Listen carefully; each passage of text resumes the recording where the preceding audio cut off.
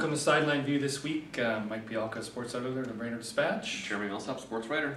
Several things to talk about again here this week. I guess maybe we can start off with a little tennis. Yesterday was at the subsection team tournament and Brainerd got bumped off. It was a mild upset when a 3 beats a 2, but came down to, it was tied 3-3, came down to the number 2 doubles, and Brainerd won the first set by tiebreaker. Bemidji won the second set by tiebreaker, and then Brainerd lost the third one 6-4, so it was really a disheartening, tough, frustrating, disappointing loss for Brainerd, even though you continue in the individual tournament.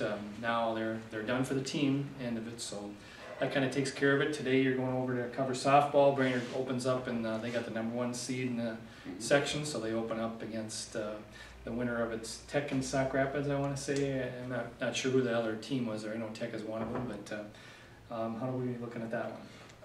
Pitching is kind of the key, and the weather today is a little windy, so depending on which direction the wind's going, the balls might not be flying out into the outfield very often. So pitching and defense today will be the key, as it is kind of in playoff situations. So you give the nod to Brainerd. They have the best pitcher and a very good defense behind her. So Brainerd looks to be playing. I mean, they're obviously playing very well. They got the number 1 seed.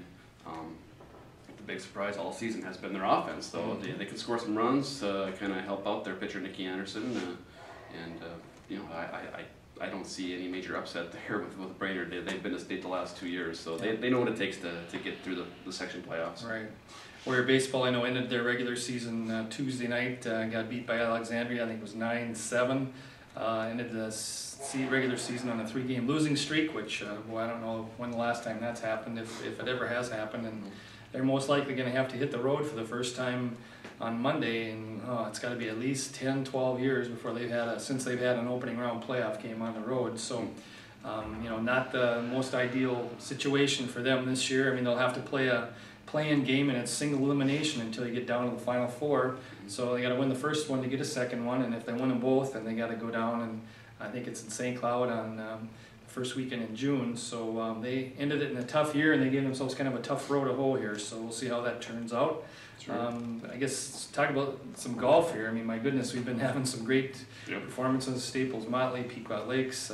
Brainerd's even ranked 4th in AAA. Whether everybody's reporting there, we don't know. But tell me about some of the individual play again. Really good. Well, let's start off with Jenny Niesing, who just won the Central Lakes Conference Championship. That's the first individual conference championship for Brainerd since Brian Stark's been the head coach. That's 7 years, and he couldn't remember anyone before that. There might be, but he couldn't remember it.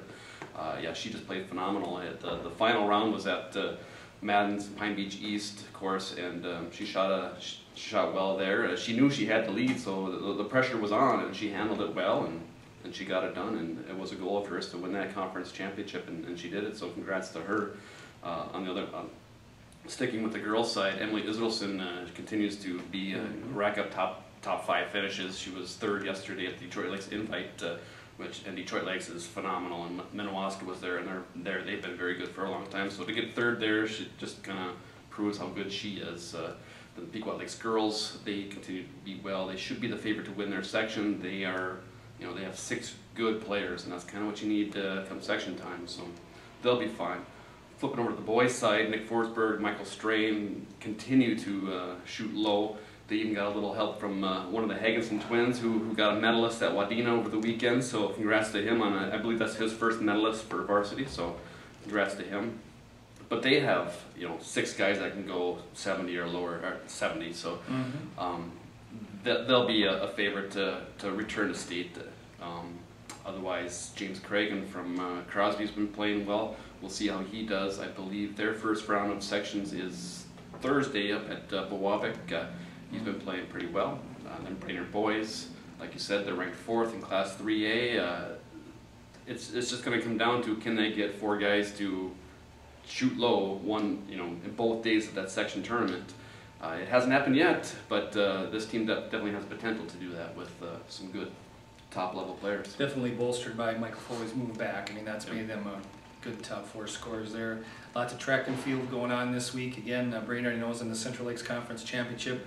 Thursday, I think that's at St. John's University, weather permitting. I know the weather's not supposed to be very good here the next couple days, but hopefully get that in, and we won't clog up Memorial Day weekend with too many postponements. Yes. But you know, Brainerd has had some great performances all year by, like, for example, Jackson Walters in the 110 hurdles.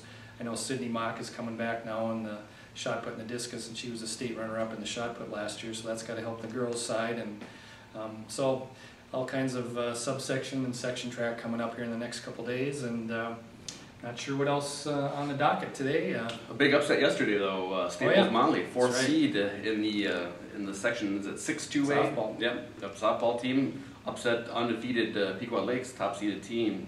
A close 1-0 game. I think Staples scored in the fourth inning, and that was the only run that came across the plate. But you give credit to Staples Monley; they pulled off the upset against a very good Pequot Lakes team, which is still pretty young, so they'll be back next year again.